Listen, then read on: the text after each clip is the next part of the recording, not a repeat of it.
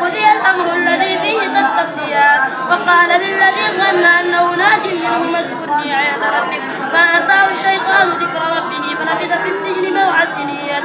وقال الملك إني أرى سبع بقرات سمان يأكلهن سبع عجاب وسبع سنبلات خضر وأخرى يابسات. يا أيها الملأ افتوني في رؤياي إن كنتم للرؤيا تعبدون.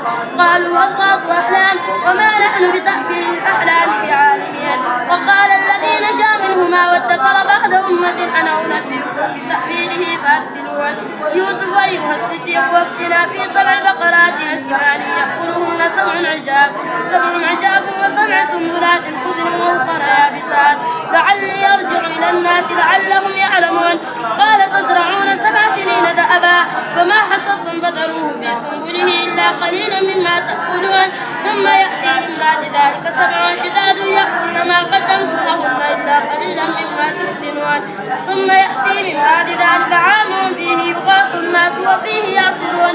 وقال الملك ائتوني به فلما جاءه الرسول قال ارجع إلى ربك فاسأله ما بال النسوة اللاتي قطعن أيديهن إن ربي بكيدهن عليم.